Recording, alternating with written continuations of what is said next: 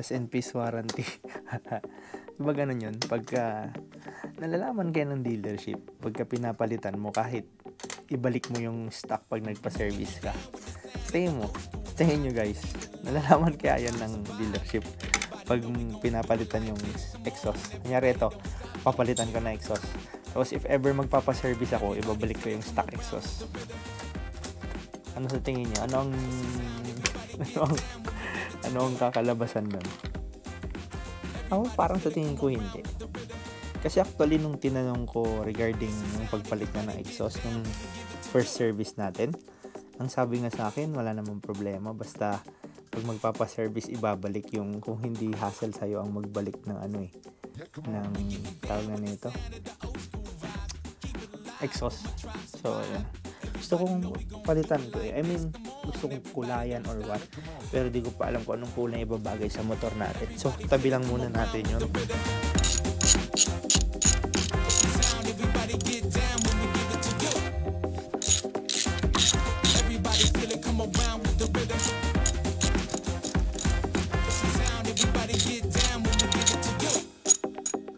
So, may isang socket na lang tayong kailangan tanggalin dito sa part na to.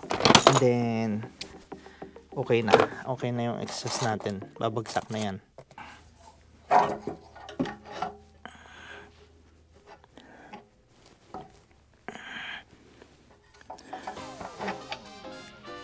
Ayun.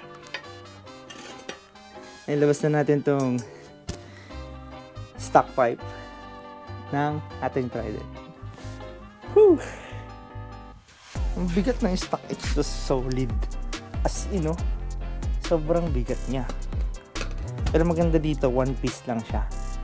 Ang gagawin natin ngayon is ibabalik, bubuuin natin yung aftermarket exhaust. Simulan natin sa headers, tapos papunta sa likod. Tapos nakabalot pa naman siya sa ganito. Siguro hindi natin siya tatanggalin ng buo, no?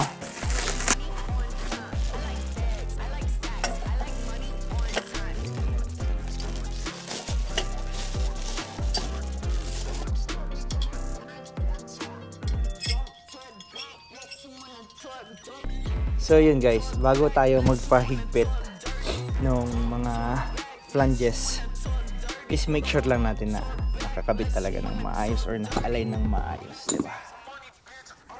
Ay, sobrang excited lang ako. Nagising si Papa, tinanong niya ako, asan si Ben? Sa garahe. Sabi ni Papa, di mo naman mantay ng weekend yan. Ay, hindi pwede. Yung excitement ko hindi pwedeng napuputol, diba? Tapos nga pala guys, yung pinagbilan natin na ito, which is si Firetong, minessage natin siya na binigyan lang natin siya ng acknowledgement na nakuha na natin itong pipe natin. And yeah, request nila pagka tapos na kung pwede daw na makahingi sila ng picture. Sabi ko, of course, malay mo. Gawin tayo endorser, diba? Or kahit hindi, yung ma-feature man lang sa website nila, or yeah, ma-feature sa website nila or sa YouTube channel nila yung motor natin. So, ang plano ko is hindi lang picture ang ibibigay natin. Ibigyan natin siya ng magandang video. Para, alam mo yun, sulitin na natin. Para if ever man, yung motor natin ang ma-feature ba? Yun yung pinaplano ko ngayon, diba? Yan guys, nag-lunch break lang ako. Kain muna kami. Nasanay na kasi kami nila Papa na sabay-sabay pag kumakain. So, tinigil ko muna. Kaya, tuloy natin ang ating kaligayahan.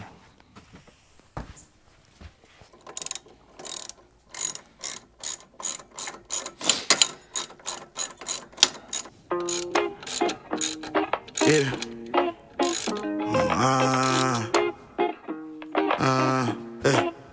Felt like nobody understood me. Yeah. Product of the city, kept it solid like it should be. Yeah. Chances I ain't never take, we never saw what it could be. No way, no way. So many people call me fake, cause I took a step out. Hood baby took it farther than the south. I'm like, tell me where to go. Even in my high signs, I be feeling feeling low. Secrets deep inside, looking for answers, let me know. Pain in my eyes, vision blurry. Hindi ko alam kung nakikita nyo, pero nakabit na natin to. sobrang solid yung struggle. Guys, ito na yung huling piece na ilalagay na natin. Dito yan. Boom. Diba? Ganda. Ganda na exhaust. I swear.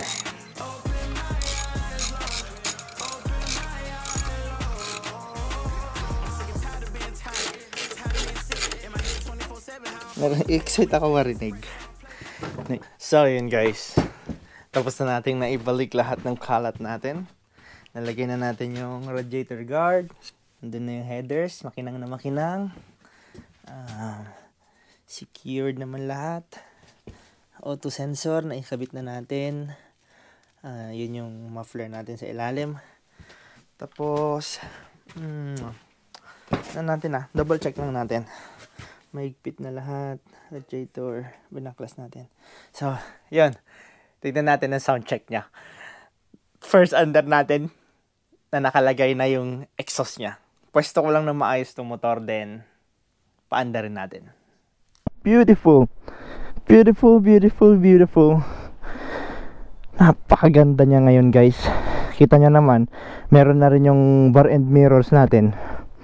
Diba? Sobrang gustong gusto ko yung itsura niya. Hey, thank you Lord. Ay maganda tayong motor. Saan natin itong motor? Painitin natin. Hindi naman to good morning neighbors,